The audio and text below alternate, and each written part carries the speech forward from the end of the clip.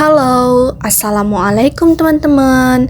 Nah, bertemu lagi nih dengan saya, Anggi Medistra Sukma dengan NIM 0503232167 dari kelas Perbankan Syariah 4A.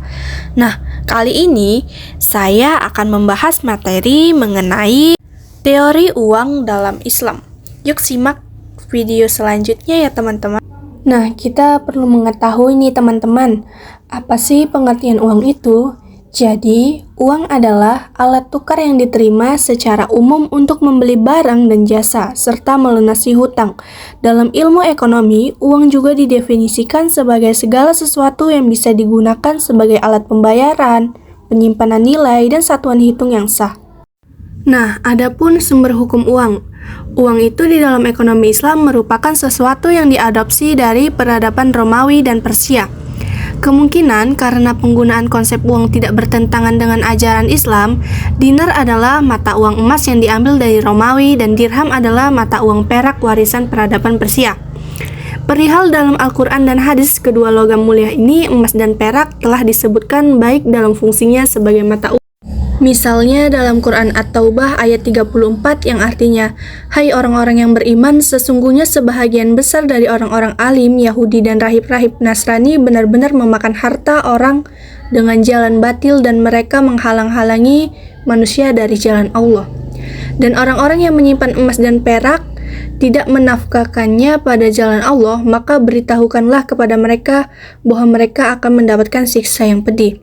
Nah, ayat ini menjelaskan bahwa orang-orang yang menimbun emas dan perak baik dalam bentuk uang maupun dalam bentuk kekayaan biasa mereka tidak mau mengeluarkan zakatnya akan diancam dengan azab yang pedih. Artinya secara tidak langsung ayat ini juga menegaskan kewajiban zakat bagi logam mulia secara khusus. Nah, sejarah perkembangan uang. Yang pertama dimulai dari sistem barter dengan menukar-menukar barang. Selanjutnya uang berubah menjadi uang barang yang mana menggunakan barang sebagai alat tukar. Selanjutnya berubah menjadi uang logam. Uang logam pertama kali digunakan di Dia, Turki pada abad ke-6 Masehi. Nah, selanjutnya uang mengalami perubahan menjadi uang kertas yang diciptakan di Tiongkok pada abad ke-1 Masehi. Nah, selanjutnya di zaman sekarang ini uang digital. Munculnya dengan adanya teknologi digital seperti Bitcoin dan e-wallet. Perkembangan ini terus berlanjut hingga saat ini dengan inovasi dan teknologi yang semakin canggih. Nah, filosofi keuangan Islam. Filosofi keuangan Islam berakar dari prinsip-prinsip syariah yang diturunkan dari Al-Quran dan hadis, ijma atau konsensus ulama, dan qiyas analogi. Tujuannya bukan hanya untuk mencapai keuntungan ekonomi, melainkan juga untuk mewujudkan keadilan sosial, distribusi kekayaan yang seimbang, serta kesejahteraan umat. Keuangan Islam menolak praktik yang dianggap merugikan seperti riba, goror, maisir, dan sebagai gantinya ia menekankan pada konsep kerjasama, transparansi, dan tanggung jawab sosial dalam setiap transaksi. Nah, asal-usul pentingnya uang. Yang pertama itu menggunakan sistem barter. Memiliki kelemahan seperti sulit menemukan pasangan tukar yang cocok, maka diganti mengenai sistem barang sebagai uang. Garaman, kulit, dan logam mulia dipakai sebagai alat tukar. Nah, berganti lagi menjadi uang kertas dan fiat. Uang kertas menggantikan logam dan nilainya dijamin kepercayaan pemerintah. Peran uang modern sebagai alat tukar, satuan hitung, penyimpan nilai, dan standar pembayaran. Adapun konsep uang dalam Islam, yang pertama uang sebagai amanah. Uang harus digunakan halal dan produktif, bukan ditimbun.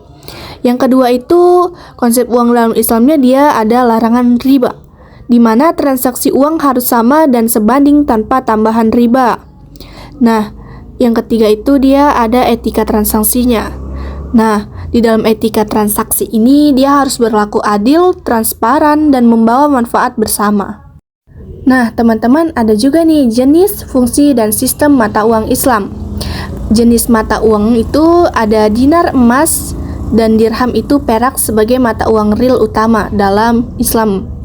Nah, adapun fungsi mata uangnya yang pertama itu sebagai alat tukar, penyimpanan nilai, yang keduanya tadi, dan yang ketiganya satuan hitung, dan keempat alat pembayaran hutang. Jadi sistem mata uang ini berbasis keadilan, larangan manipulasi, dan bebas dari riba.